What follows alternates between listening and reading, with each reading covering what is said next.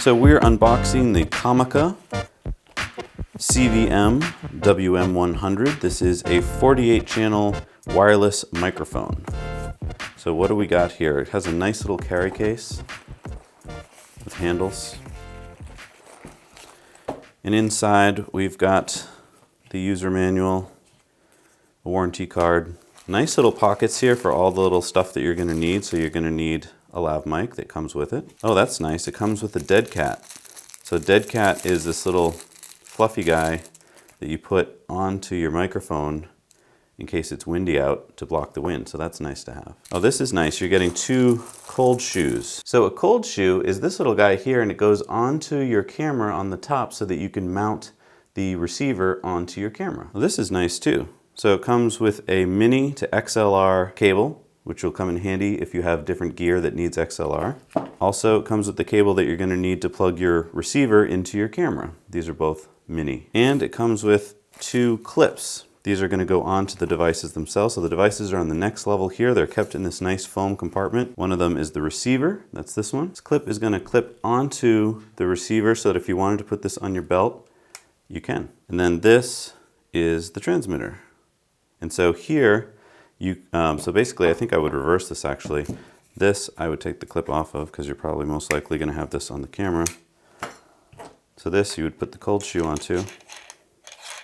All right, so I think we found our first problem here, which is that when you go to put the cold shoe in, at least on the model that we got, you start to screw this in and you get about 1/4 of the way and you can feel that there's a thread problem.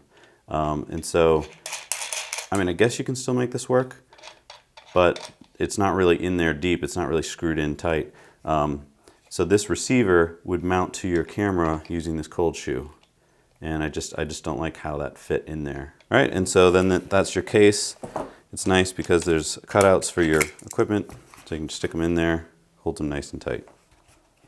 All right, so we have the transmitter, we have the receiver. I'm using my wired lapel mic now, so you can get a reference for how the audio should sound if it's good audio.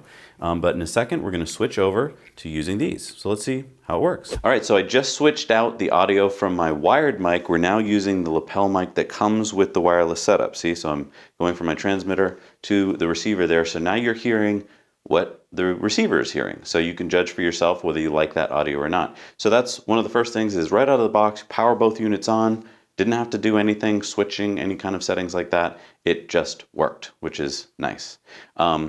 So the other thing I want to point out is that a lot of our other systems that we use, a cell phone near the system will cause problems. So my cell phone's on, I'm going to have it like do some texting, and I'm going to hold it near the unit. And let's see if anything happens to the audio. Maybe, maybe not. Hearing anything? We'll find out. So it's nice if cell phones don't interfere, because you don't want to take all the cell phones off the set before you record. Also, a lot of times we like to put these back in your back pocket or in your butt pocket because it's out of the shot. So you can see now whether or not the audio is working with this kind of out of the way of the shot. Let's see if that has any effect. The next thing you're probably wondering about is range. I'm only about 6 feet from the camera right now. Let's find out what it's like when you walk further and further out of range. All right, so range is an important factor. I'm about 5 feet from the camera right now, but what you really want to know is how well this is going to pick me up as I walk further and further away. So I'm just going to keep walking away from the camera and keep talking so that you can see how the audio does. So right now I'm standing approximately 50 feet from you, and this is the audio that you're getting. And I'm going to do something that's important, which is I'm going to go out of line of sight. So now I'm walking away from you around the corner of the house. And so now I'm approximately about 90 feet away from you, and I'm going to keep going. Who knows if you're even hearing me now, but figure you might as well find out what the maximum range is on this thing. So I'm about 125 feet from you. I'm still walking out into the driveway. I'm out of line of sight. I'm wearing the dead cat on the microphone, which is a nice feature that they provide it for you. So I'm 150 feet away from you right now. And the dead cat blocks out a lot of the wind noise that you'd be hearing. Because right now, I'd say there's an occasional gust of wind, maybe 8 miles an hour, that would be causing some wind noise in the mic, but the dead cat is blocking it out. So So now I'm approximately 125 feet from you, coming back toward the house, and we'll see how well it's doing.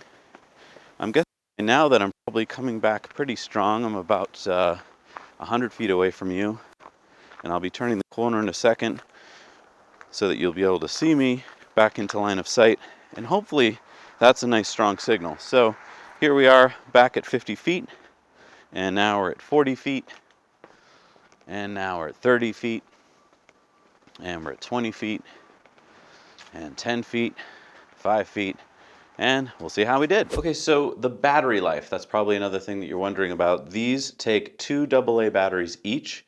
I won't take it out, but they basically slide out of this and you put in 2 batteries. So the battery life is going to depend on what batteries you use.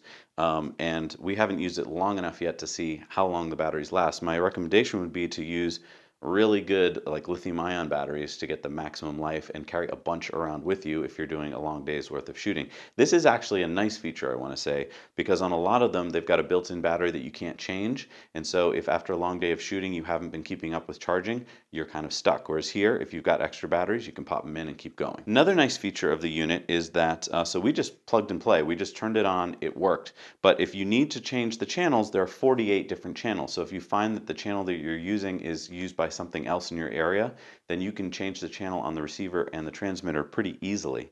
Also, if you need to boost the signal, you can do that here. And if you need to boost the audio, you can do that here as well. It's all done using these buttons on the front. There's a set button in the middle and an arrow on either side. Fairly simple user interface there. All right, so the battery indicator is right here. That's useful to tell you how much battery life you've got left. This little antenna and the H tells us that we're transmitting in high. You can also transmit in low. This microphone tells us that we're doing normal audio mode. We could, if you're in mute, that will have a line through it. So let's see if we can mute.